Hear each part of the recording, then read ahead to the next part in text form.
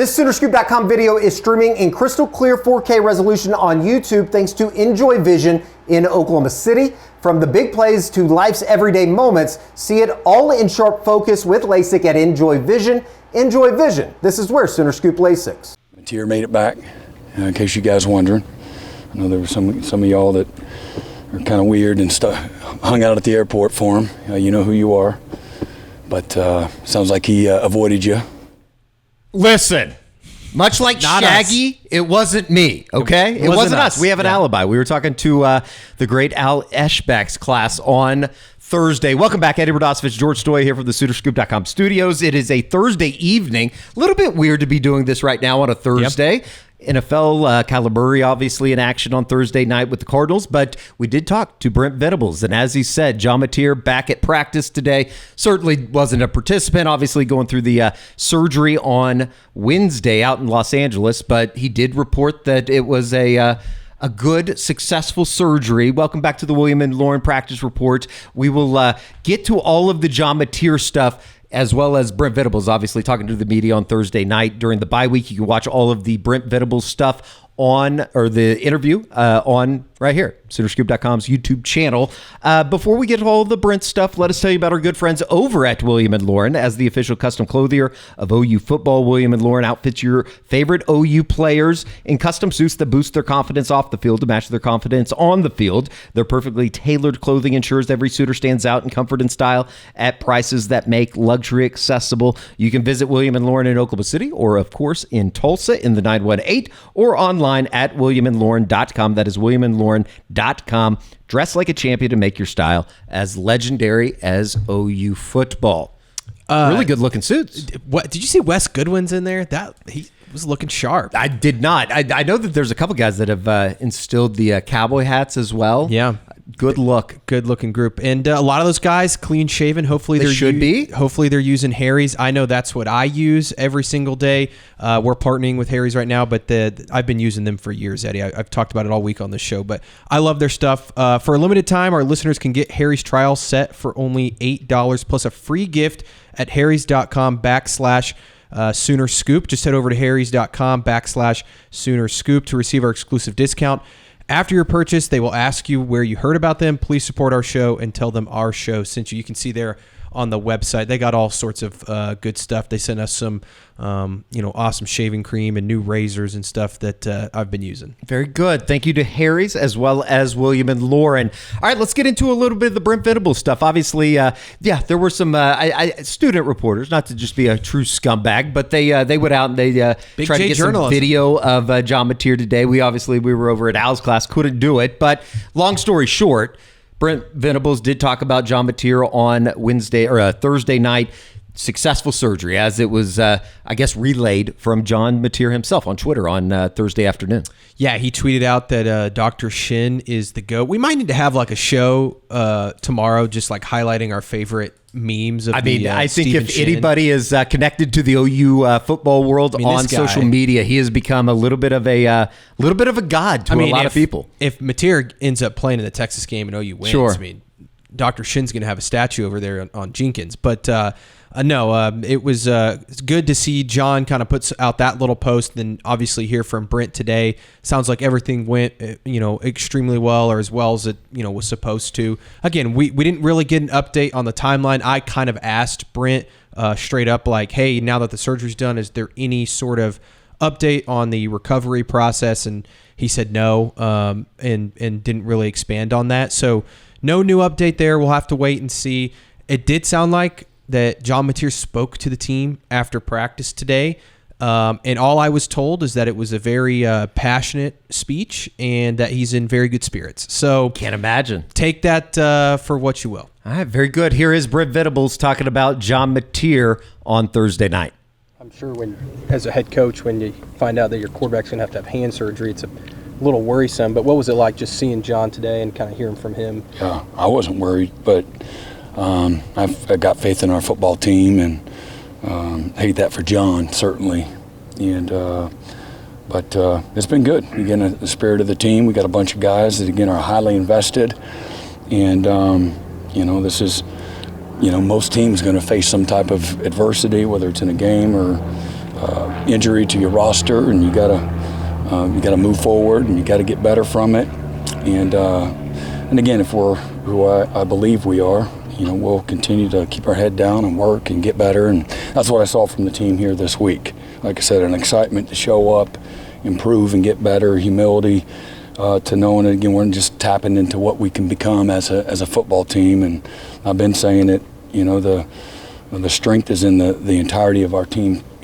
Together, and so offense, defense, and the special teams. So. He'll get back at some point in time, but in the meantime, these guys will hold it down. What are the challenges of having to replace a quarterback in mid-season? I don't know what happened at Clemson, but your old days here and new days, you've had to do it a few times. Sometimes it's gone well, sometimes not. What are the challenges? Yeah, just got a new presence from a leadership standpoint. Every player has their strengths and their weaknesses, things they're good and they're not good. So you get into a rhythm with one guy, and then you got to kind of get into a rhythm with another guy. So I think getting comfortable with for the coaches and for the players, it would be fair to say. It's easy to say, well, next man up, and certainly there's some truth to that. And but your point's well taken that not everybody is exactly the same, and so I think we have a body of work of what Mike's been able to do as a young player, and certainly what we've been able to see. He's been running with the twos, all spring and fall camp. So I think everybody has a good understanding of what he's capable of, and the players really respect Mike. He's a guy that's endeared himself to the entire locker room. So he's not a stranger to the rest of the team. George, I think we'll get into like timetables and stuff like that for an expected return. I think that's the good news. He's got to come back at some point this season. How quickly? Probably a little bit undecided right now. Yeah. I think that probably this next week, as he has, I guess you would call it a soft cast right now on that right hand. When he gets out of that, I think that you take that next step, right? And I'm certainly not trying to project when this is going to happen, but I think everybody in the back of their brains, there's a little portion of you that's like, man, if you could walk down that tunnel at OU Texas and deliver one of those performances, you'd become an Oklahoma legend, like a lot of people have at the Cotton Bowl. That time will come. OU obviously in the bye week, which is a nice thing to have when you're having to get Michael Hawkins back under center as the quarterback. Yeah, it's honestly perfect timing in that sense to allow Michael to get comfortable in this offense, work with that first team group, and like you heard Brent say, he's primarily been working with the second group. So to get those reps, even if it's just in practice, this week, I think is super valuable. And then obviously next week, going up against an opponent like Kent State that you can let him get out there, be comfortable, see what he can and can't do, all of those things. I think that it really comes at a good time. And I do think that Brent means it when he says that they have a lot of faith in Michael Hawkins. We heard that last year when that whole situation went down. So I do think that they believe that Mike can come in and do a really good job for him. I think it was one of those things, too, that we talked about on the breakdown on Tuesday night when all the news came out that he was going to have the surgery in Los Angeles. We talked about this a little bit on the Unofficial 40 on Wednesday with Josh and Kerry as well, that it is a little bit different just in that he was thrown into this spot a year ago, and albeit it was a much different spot, a much more tougher spot to have to be able to contribute or to perform, do whatever you can on the offensive side. But this isn't a first for Michael Hawkins. He's kind of done this backup role as he did last year for Jackson, eventually starting some games. And he was really thrown into the fire a year ago. And he wasn't ready, and rightfully so. Like I think that nobody saw that coming. I'm sure Michael didn't see it coming, and he was also thrown into a situation that's much different than this year, where I think that you look at the guys around him, whether it's his teammates or even his coaches, I think that he should be in a much better place to have some success. Here is Brent Venables talking about sophomore quarterback Michael Hawkins.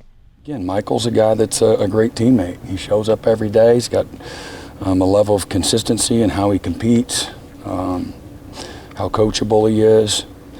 He's a tough kid. He's wide open. He's just ultra competitive, and again, he's a guy that understands to play quarterback. You have got to do a great job being good at just making layups, and don't try to win the game the first series of the game, and just execute with the little details. I think he's got a maturity about him that he understands those things. He only threw 3 passes against Temple, but what did you see from Michael in that game? It was just, good to see him. It was near the end, so it's not an easy position to ever be in there, in the last quarter, but a guy that was, ready to compete, You never know how those games are going to go, so you don't plan on, exactly what you're going to have from a game plan standpoint for, different guys. And but again, a guy that was ready to compete and is a very explosive playmaker. Thrown into the fire last year, went and won an important road game. How beneficial is having this bye week and then another week next week? Yeah, I think that's kind of goes without saying that the extra time from a practice standpoint to get into a good rhythm for the coaches and the team to be able to get into a good rhythm, with the new play caller or signal caller at quarterback. Oh, no, we got to be careful. We don't want to show too many Auburn highlights. John Cohen might put out another statement. Unbelievable. We talked about him on the Unofficial 40. Had some colorful things to say about the fine people of Auburn. All right, they are basically a third way into this 4-0. You're headed into a bye week. We've talked about that. There is a lot of self-evaluation that goes on during this week. Oklahoma actually wrapped up practice today on Thursday. They're done for the rest of the week. Some of the guys are going to be able to go home, do what you will with your free time, obviously, with the trek that comes on the other side of it. But Brent Venables did talk about today, there are some things, as well as things have gone defensively as well as offensively. There's certainly some things that they could look at going into the bye week.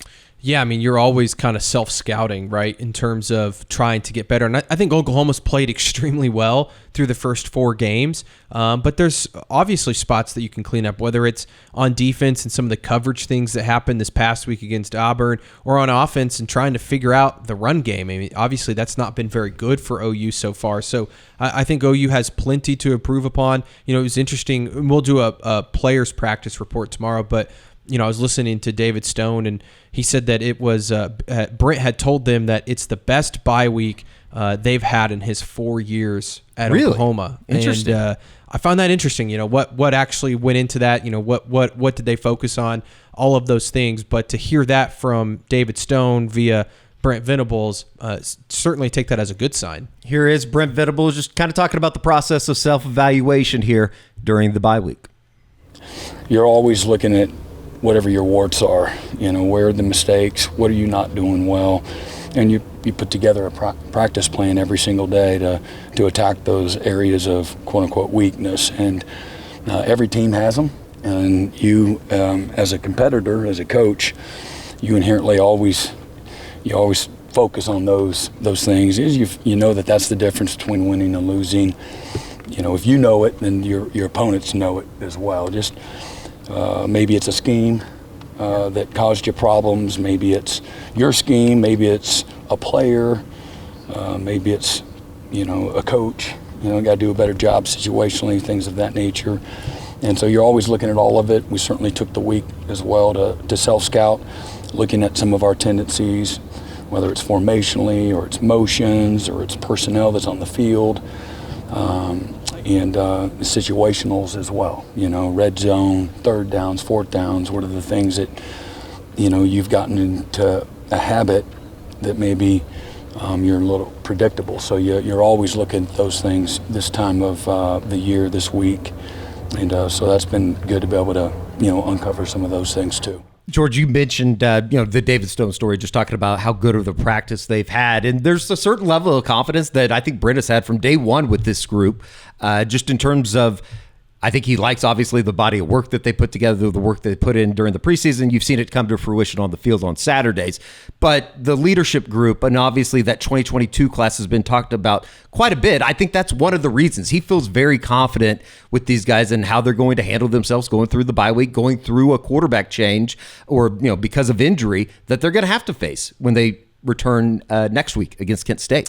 Look, they've seen this a handful of times in terms of the quarterback situation. I mean, you think back to, obviously not in 22, but in 23, even when Jackson Arnold, remember he had to come in that BYU game, and I think Dylan came back the next week and played, but then obviously last year in the situation that they had at quarterback. So this is nothing new for a lot of the vets on this football team. And I also just think that, going into a bye week, having some success handling that, we've talked about that with this group. Brent's talked about that, needing to be better at that. I think that there's a lot of guys that are playing, at a very high level for this football team and that have played for OU now for a few years that understand the situation, know that they still have a lot to prove, a lot to get better at, and that the thick of the schedule is coming up for them. Yeah, it's going to get tougher than it already was, right, with Michigan and Auburn. But Brent Venables did talk about just the confidence that he speaks with when talking about Team 131.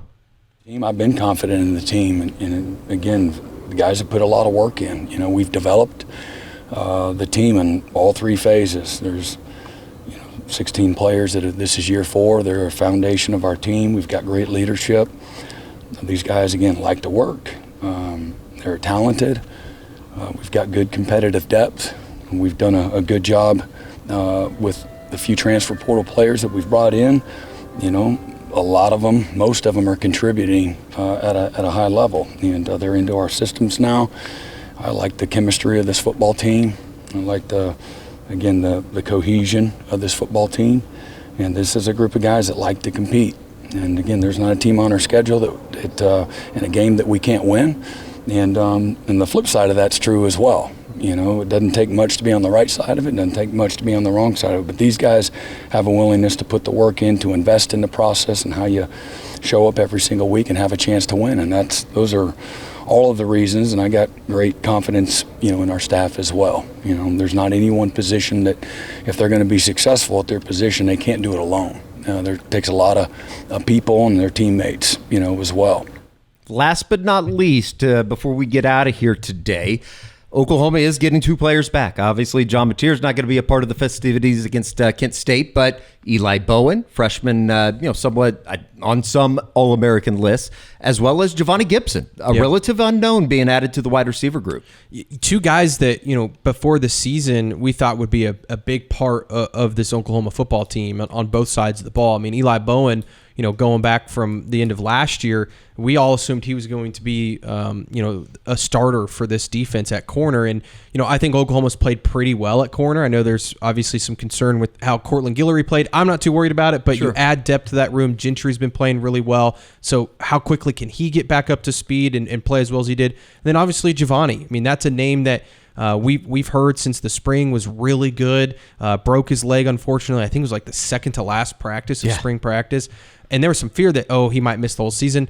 He's going to be back, and he was a big-time playmaker. So what can he do? And he's coming back at a good time to help a young quarterback in Michael Hawkins. Maybe he can kind of be a big outlet for him moving forward. So I'm excited to kind of see what that looks like with those 2 guys on the field. I think with Eli, and we'll hear from Brent here in a second talking about it, but there is just a little bit of a level of concern, right? Just in terms of it was a foot injury or ankle injury that kept him out here through the preseason and obviously through the first 4 games of the year. How quickly can you get your legs back underneath you? Yeah, it's going to be really interesting because I think both those guys have worked extremely hard to get back as early as they have. I think that both of them obviously wanted to play in the Texas game, and I think that it's just a matter of getting out there, taking some hits, getting back into the groove of things, and both injuries are a little bit different. Javonnie's is a broken leg, and it's kind of straightforward. I think for him, it's just getting back out there, and also just.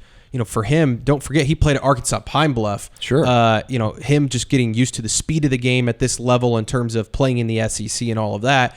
And then for Eli Bowen, his was like an ankle foot, and I think just kind of trusting that, trusting the procedures that you had to have done. He had a setback, I think, over the summer, all of those things. So I think for him, it's more of a mental confidence type thing. All right, here is Brent Venables talking about Eli Bowen as well as Javonnie Gibson.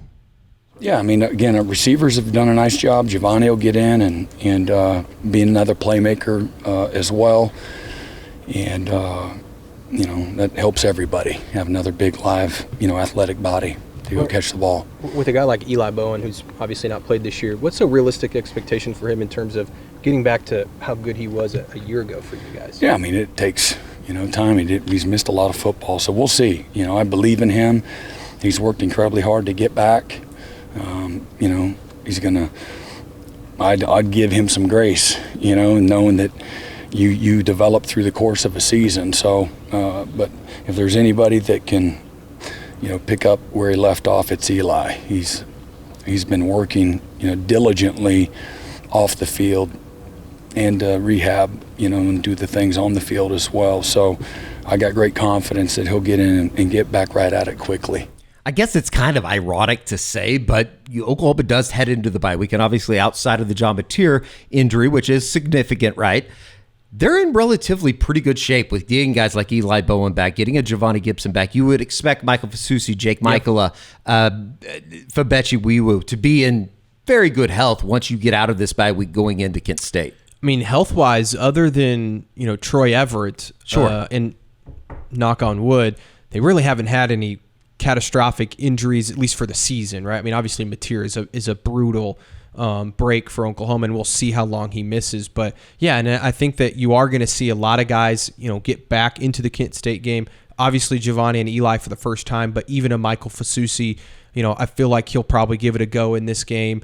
Jake Michaela, Fabechi Wiwu, I don't even know how much they're practicing this week. I'd probably tell those guys, take the week off, and get right. So, yeah, it's a good time for OU to get healthy. And again, you're about to get into the thick of this schedule, and obviously Kent State's not a problem. But once you get to Texas, at South Carolina, Ole Miss at home, at Tennessee, and then I think you have another bye week, November 8th, and Alabama, then headed down to Tuscaloosa November 15th before they come home. It's gonna get really tough, and they're gonna get banged up throughout the way. But it does feel like kind of where the byes are, kind of gives you some time, and it feels like that second bye will also come at a very good time. No doubt about it. All right, you can watch the entirety of the Brent Venables, quote-unquote press conference. It was only about 11 minutes today, right here on the SoonerScoop.com YouTube channel. Also, check out the recruiting report that we put out today. Massive news this morning with Cooper Hackett and Caden Penny committing to Oklahoma in the 2027 ranks. We've talked about the 2027 recruiting class and how special that group is right here in state. And then we'll be back on Friday to talk about some of the players, talking to Deion Burks on Thursday night. We talked to David Stone, as you said. Grayson Miller, which I still think isn't getting enough attention just in terms of how crazy this is, that he's kicking the ball extremely well, starting at Oklahoma. He's awesome. I tried to ask Brent about him today, and Brent didn't give me a whole lot. Not so much. We'll get into more from Grayson Miller that Bob Przybyla said was a really good interview on Friday. So, for George Stoya, I'm Eddie Radosevich. We'll see you back here for another William and Lauren practice report on Friday.